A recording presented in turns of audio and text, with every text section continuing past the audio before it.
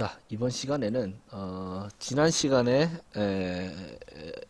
논의를 했던 설명을 했던 강성에 대해서 계속 설명을 할 건데요. 지난번에 볼트에 대한 강성을 계산했다면 이번에는 부재에 대한 강성을 구체적으로 살펴보도록 하겠습니다. 부재의 강성을 뭐 계산하거나 아니면 검토하는 방법을 살펴보도록 하겠습니다. 자, 볼트 같은 경우에는요, 여기에 이 볼트에 힘이 가해지면, 너트가 있으면 여기까지 힘이 가해지겠죠. 이게 그냥 이 모든 볼트의 이 내부의 모든 곳에 고른 응력이 발생할 거란 얘기죠. 뭐 응력 집중이라든지 뭐 나사골 이렇게 디테일한 걸 제외하고는 다 이 볼트 내부의 모든 지점에 응력이 발생되고 있겠죠. 물론 인자 응력이 발생하겠죠. 그런데 부재 같은 경우에는 예를 들어서 여러분 이렇게 극단적으로, 뭐 극단적인 정도도 아니고 넓은 부재가 있다고 칩시다. 여기 제가 구멍을 뚫었어요. 구멍을 뚫 아이고 구멍을 뚫어서 예를 들어서 이렇게 이 부분에 구멍을 딱 뚫었다. 여기에 제가 볼트를 이렇게 박을 거 아니에요. 박아 놓고 여기 너트를 채웠다. 자, 이 너트를 꽉 잠근다고 해서 이 볼트 너트에서 아주 멀리 떨어진 이 부분, 부재의 다른 먼 부분에 과연 압축 응력이 발생할까요? 발생 안 할 겁니다. 그죠? 자, 이 볼트 머리 밑부분에 아주 강한 압축 응력, 그리고 너트 밑부분도 아주 강한 압축 응력이 발생되겠죠. 이럴 뿐이지 이렇게 멀리 떨어진 부재까지 이 볼트에서 압력이 전달된다. 이건 좀 무리한 상상이죠. 그래서 실제로 어떻게 되냐? 부재가 이렇게 있으면 볼트 머리가 이렇게 있잖아요. 그리고 너트가 여기 있다. 그러면 이 부분의 응력이, 그러니까 볼트 구멍 빼고 이 부분의 응력이 가장 세겠죠. 이 부분도 가장 세고. 그러면 이게 내부로 전달되면서 약간 퍼지기는 할 겁니다. 왜냐하면 이 머리 부분에 직접적으로 영향을 받는 분자가 이 밑에 분자를 밀어낼 거 아니에요. 그러면 그 밑에 분자는 약간 넓게, 그러니까 이렇게 예를 들어서 분자가 있으면 이렇게 있으면 이 부분에 힘을 받아서 이 두 분자를 밀면 이게 직접적으로 아래를 밀겠지만 그래도 좀 옆에 있는 것도 같이 처지겠죠. 그래서 약간 퍼지는 형태의 압력을 받는 부분이 형성이 될 거라는 얘기죠. 이 그림에 보면 이렇게 되어 있죠. 그러니까 옆에서 보면 이렇게 삼각형 모양이지만 이거 입체적이겠죠. 그래서 위에서 보면 원이겠죠. 그죠? 이런 원으로 생긴 또는 육각형으로 생긴 볼트 아래에 이렇게 원의 형태로 퍼지니까. 그래서 이렇게 삼각형이 이렇게 입체적인 3차원적으로 형성되었기 때문에 원뿔처럼 생겼겠죠. 그래서 압력이 가해지는 원뿔, 이것을 원추대라고 합니다. 원추대. 정리하자면 볼트의 체결에 의해서 부재가 압력을 받는다면 그 압력은 부재 모든 부분에, 볼트와는 달리 모든 부분에 압력이 형성되는 게 아니고 이 원추대 모양으로 형성이 된다는 거죠. 자, 아까 얘기했던 것처럼 볼트는 머리를 중심으로 이렇게 퍼지고 밑에 너트를 중심으로 이렇게 퍼질 거예요. 그래서 원추대 두 개가 원기둥 두 개가, 원기둥이 아니죠. 이거 이걸 뭐라 그래요? 원뿔이라 그러나? 원뿔 두 개가 이렇게 서로 겹쳐 있는 이러한 모양으로 부재 내부의 응력이 형성될 것이다. 자, 그걸 원추대라 한다. 그렇게 설명을 할 수 있겠죠. 그런데 여기서 이 원추대는 어떻게 보면 좀 가상적인 것이죠. 물론 응력이라는 게 이렇게 퍼지는 것은 맞긴 맞는데 이렇게 이쁘게 딱 원뿔 모양으로 생기지는 않을 거예요. 근데 많은 학자들이 연구를 해서 이렇게 응력이 형성되는 형태가 이렇게 생겼다 해서 이러한 식으로 분석을 하니까 뭐 어느 정도의 오차는 있을 수 있지만 그래도 합리적인 분석이 되더라. 그래서 이 원추대에만 응력이 발생한다고 일종의 가정을 하는 것이죠. 이 가정을 통해서 분석을 한다. 그래서 이 원추대 형태로 응력이 형성되는데, 자, 여기서 주의해서 살펴봐야 될 점은 넓이 입장에서는, 자, 원추대 밑부분 이 볼트의 바로 아래 부분은 볼트 머리 이 크기와 같겠죠. 그래서 이게 지름이라면 이게 원 형태이기 때문에 3차원적으로는 그 넓이는 이 볼트 머리 넓이하고 비슷하겠죠. 근데 내려가면서 문제가 이렇게 있으면 이게 내려가면서 이 D가 커질 거예요. 그죠? 요 1보다 2가 커지잖아요. 그죠? 내려가면서 넓이가 커진다. 넓이가 밑에가 더 크겠죠? 그래, 넓이가 커지면 어떤 문제가 생기냐면 어차피 힘이라는 것은 볼트 내부에 고르게 일정하게 지금 가해지고 있는 것이기 때문에 넓이가 넓어진다면 응력이 줄어드는 효과가 있다. 그래서 이 원추대를 가지고 설명하자면 이 윗부분이 넓이가 가장 작기 때문에 볼트 바로 아래에 응력이 가장 세고 볼트를 축을 기준으로 내려가면 내려갈수록 넓이가 넓어지기 때문에 응력이 작아진다. 그래서 원추대 내부에 응력이 형성되기는 되는데 그 위치에 따라서 응력이 변한다는 거죠. 자, 볼트 같은 경우에는 넓이가 변하지 않았죠. 볼트 같은 경우에는 넓이가 변하는 볼트는 없잖아요. 넓이가 변하는 볼트가 있을 수 없죠. 왜냐하면 너트가 들어가야 되니까. 넓이가 고정되어 있는 너트가 들어가야 되기 때문에 넓이가 변하는 볼트는 있을 수가 없겠죠. 그래서 볼트 같은 경우에는 어떤 지점이든 넓이가 같기 때문에 응력도 같아요. 그죠? 그래서 우리가 분석하는데 쉽게 분석했어요. 지난 시간에. 근데 이 부재 같은 경우에는 이 원추대 형태로 응력이 형성되기 때문에 응력이 변하죠. 넓이가 변하니까. 그래서 그 변화하는 응력을 고려해야 된다는 그런 문제점이 있습니다. 그것을 좀 더 살펴보도록 하겠습니다. 자, 우리가 지난 시간에 훅의 법칙, 그러니까 F는 KX, 이게 K가 스프링 상수였죠. 그리고 우리 재료의 탄성 영역 내부에 있는 재료의 성질 F는 시그마 응력 곱하기 A, 이건 정의죠. 그죠? 그래서 시그마가 탄성계의 수 곱하기 변형률 곱하기 넓이, 그죠? 그리고 이놈이 변형률이라는 게 원래 넓이에 원래 길이에 늘어난 길이죠. 그래서 요렇게 된다고 우리가 지난 시간에 이야기를 했었죠. 요렇게 정리가 됐다. 그래서 이 x라는 게 단순히 늘어난 길이를 의미하기 때문에 이 경우에서는 요 델타 L이 단순히 늘어난 길이기 때문에 요것과 요것이 같다라고 두면 된다라고 지난 시간에 했었죠.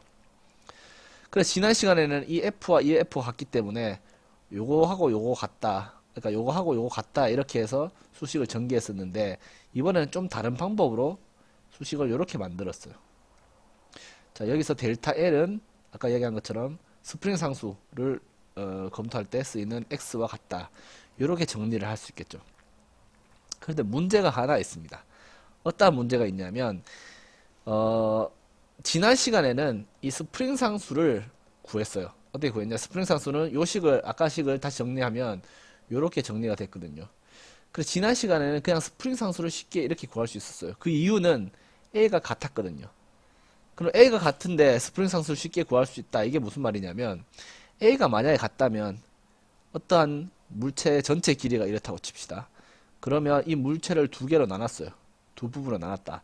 그러면 이 식을 여기에 한꺼번에 집어넣어도 전체 늘어나는 길이, 예를 들어서 이걸 x라 한다면 이 식을 이것과 이것 따로, 이거를 늘어나는 걸 x1, 이걸 늘어나는 것을 x2라고 합시다. 그러면 요걸 한 개를 요걸로 계산을 하든 요 조각 두 개를 요걸로 두 번 계산해서 각각 늘어난 길이를 더한 거랑 결국 전체 x는 이거 두 개는 같아진다. 이렇게 가능했습니다. 왜냐하면 a가 변하지 않거든요. 근데 문제는 뭐냐 하면 이 원추대에서는 a가 변하죠. a가 변한 게 중요한 게 아니고 a가 변한다는 말은 결국은 응력도 변한다. 이러한 문제가 생기기 때문에 요거를 이 식을 쓸 수가 없다는 거죠. 왜 쓸 수 없냐? 부재가 이렇게 있어요. 그러면 이 부재 전체를 요 식으로 구한 거랑 이 부재를 쪼갰어요. 요거랑 요거를 따로 구한 거를 따로따로 이 식을 써서 구하면 이거랑 이거 결과가 달라진다는 거죠. 그래서 우리는 실제로 만약에 어떤 값이 변한다면 아주 많이 쪼개가지고 계산하면 계산할수록 정확해지겠죠. 이거는 부정확하다는 이야기입니다. 그래서 이런 방법으로 구해야 된다는 것이죠. 자, 다시 정리하자면 볼트에서는 이게 전체 넓이가 같기 때문에 응력이 같은 거예요. 그래서 쪼개서 구하나 한 번에 구하나 사실 값의 변화가 없기 때문에 큰 상관이 없었는데, 우리 이 부재 같은 경우에는 지금 넓이가 변하고 있죠. 그래서 응력이 변한다는 이야기죠. 그래서 쪼개서 계산한 거랑 하나 통째로 계산한 거랑 결과가 다르다는 거죠. 그런데 우리는 쪼개서 계산하는 게 점점 아주 작게 쪼개면 쪼갤수록 정확해지겠죠. 그래서 이렇게 구해야 된다는 것이죠. 그래서 이 식을 바로 사용할 수 없다. 그럼 어떻게 해야 되냐? 아까 이야기한 대로 쪼개야 된다는 거죠.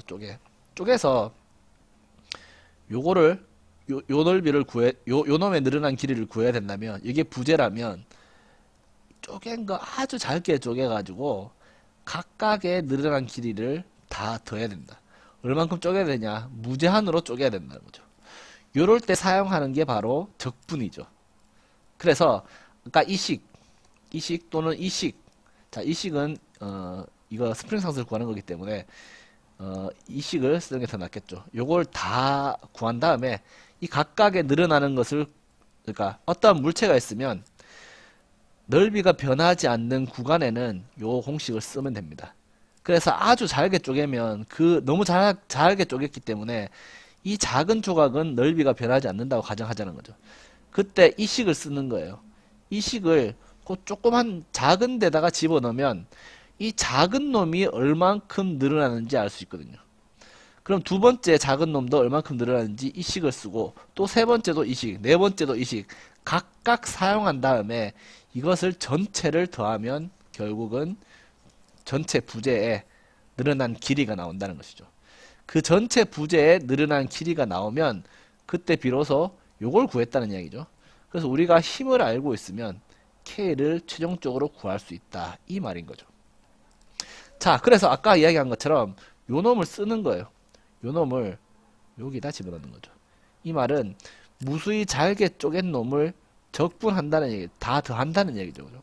그래서 이 녀석을 여기다 집어넣어요. 그래서 뭐 dx로 되어 있는데 뭐 dl을 하든 뭐 상관없습니다. 그래 여기 집어넣어 가지고 아주 작은 것을 다 더하면 결국 전체 늘어난, 뭐 이걸 델타라 그러는데 뭐 델타로 써도 되고 뭐 아까 말한 x로 써도 되고 상관없습니다. 그래서 아까 이야기했던 것처럼 부재 전체에 늘어난 길이를, 작은 놈들 늘어난 길이를 다 더해서 구하면 그것을 f로 나누면 된다. 자, 그래서 이 놈을 적분을 구하면 된다는 결론이 나왔죠. 그러면 이 적분을 어떻게 구하냐? 말 그대로 적분을 하면 된다는 겁니다.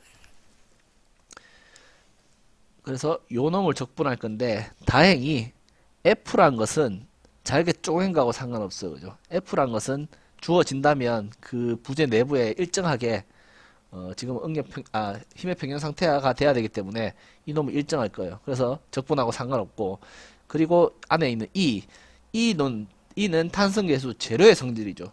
만약에 부재가 여러 가지 재료로 이루어져 있으면 따로 계산해야 되겠지만, 같은 재료로 이루어진 부재 다. 근데 예를 들어서 응력만 다르다 이러면 방금 이야기했던 것처럼 E도 같을 겁니다. 그래서 적분해서 E하고 F가 밖으로 나왔어요. 근데 남아있는 게 뭐냐? A. 이것만 남아있다. 자, 왜냐하면 A는 이 적분할 때 밑으로 내려가면 축에 따라서 달라지잖아요. 그죠? 그래서 이 달라지는 것을 반영해야 된다는 것이죠. 그러면 넓이가 어떻게 되냐? 넓이는 이 넓이죠.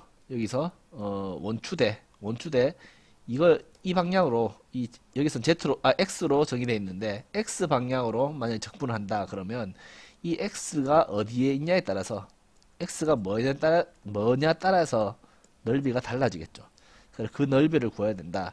그래서 그 넓이가 여기서 보면 이 지름이 이 원추대의 반지름을 R0라고 뒀고, 여기 L0로 둬 있죠. 그리고 RI라는 게 또 있어요. 그 RI라는 게 뭐냐 하면, 여기서 원추대가 비록 이렇게 있지만 실제로 응력이 가해지는 지점은 이 내부에 있는 구멍에는 가해지지 않겠죠. 그죠? 그러니까 위에서 보면 부재에 요게 볼트가 들어가는 구멍이라면 이 원추대는 이 부분에 있다. 그러면 여기만 응력이 가해지고 있으니까 여기 넓이만 우리가 고려해 주면 되겠죠. 그래서 이 내부에 있는 놈의 반지름은 내부라고 해서 인터널이라고 해서 i라고 적었어요. 요 놈은 볼트의 공칭 지름이겠죠. 그러니까 정확하게 따지면 부재의 구멍 지름인데 공칭 지름이라 볼트의 공칭 또는 호칭 지름이라고 생각하면 됩니다.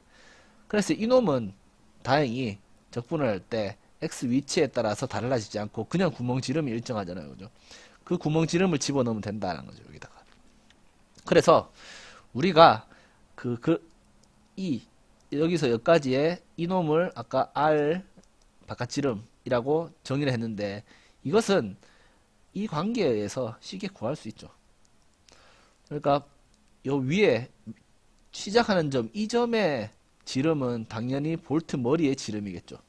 그러니까 처음에 부재 표면의 이 지름은 볼트 머리 지름이고, 그리고 우리가 이 각도만 안다면, 이 원추대의 각도만 안다면 어떠한 공식을 찾아낼 수 있겠죠. 그래서 그 공식을 이렇게 정의를 했습니다. 그러니까 이거는 x가 어떠한 위치냐에 있냐에 따라서 주어진 정보를 이용해서 이 바깥 지름을 구하는 공식입니다. 그리고 안지름은 변하지 않는다는 거죠. 그래서 이 d가 볼트의 공칭 또는 호칭 지름이라면 그걸 반 나누면 당연히 반지름이 나오겠죠.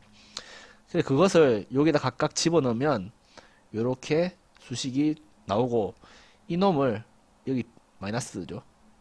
이것을 정리를 해서 계산을 하면 쉽게 계산은 되죠. 이 제곱과 제곱 형태니까 이렇게 나온다는 거죠. 그래서 즉 A가 이거라는 거죠. A가 X 값에 따라서 어떻게 변해나는 것을 보여준다는 거죠. 그래서 단순히 이것을 아까 우리가 했던 여기 A에다가 집어넣고 적분을 하면 되는 거예요. 그래서 방금 얘기했던 것처럼 이게 밖으로 나갔죠. 적분하고 상관없으니까. 그래서 남은 A를 요 값을 A에다가 여기에다가 집어넣으면 이게 나온다는 거죠. 그래 이것을 실제로 적분을 해보면 그 적분 결과가 이렇게 나와요.